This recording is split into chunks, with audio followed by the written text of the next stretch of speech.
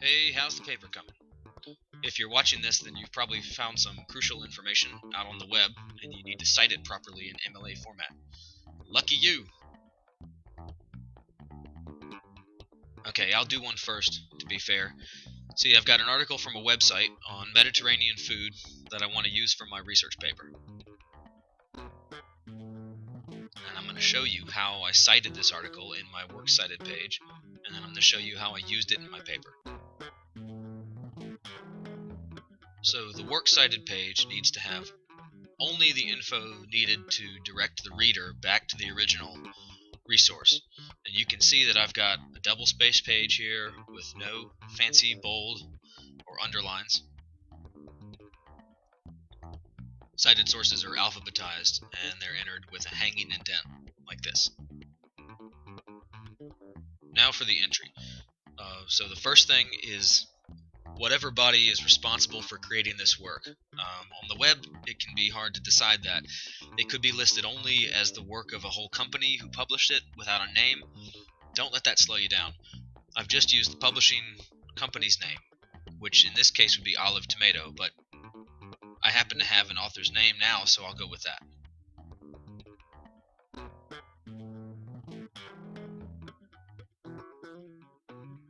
And in MLA format, they like me to use the whole last name and the whole first name, even if there's more than one author.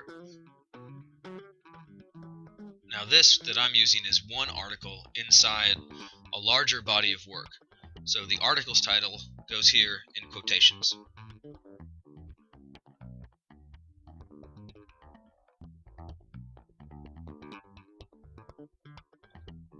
Next thing comes the larger body of work itself, and this gets italicized. So this is the website's name. If it was a book or an album or a video, it's the same thing. That's the idea. So this is the part where my eyes glaze over. This is the name of the publisher and the date that the article was published. And then the kind of media it comes from and the date that I accessed it to cite it. So web, period, 2nd of December, period, 2013, period.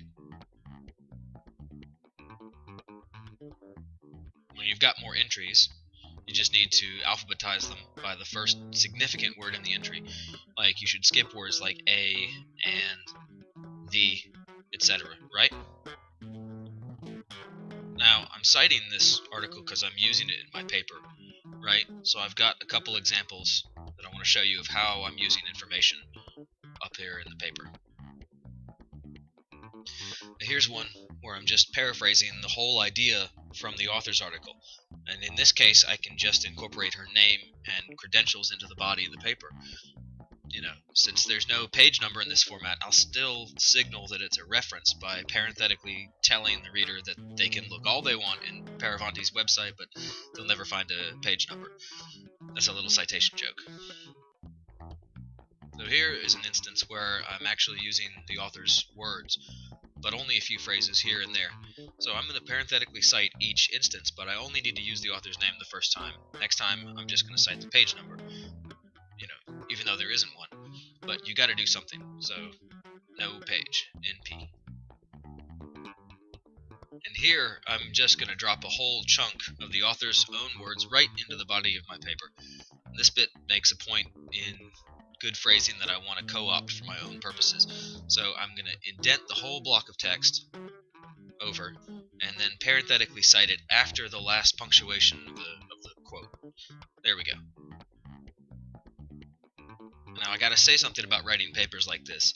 So you and I are just trying to make our own valuable, unique points, right?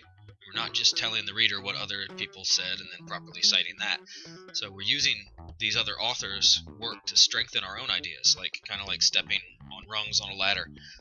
All the information I'm going through here is available right on the library website, so you don't have to memorize any of these rules. As long as you're citing them properly, though, you can make these other authors work for you. Speaking of working for you, if you ever get bogged down about any of this stuff, please come talk to us. We live for that. We're here for you. So good luck. See you soon.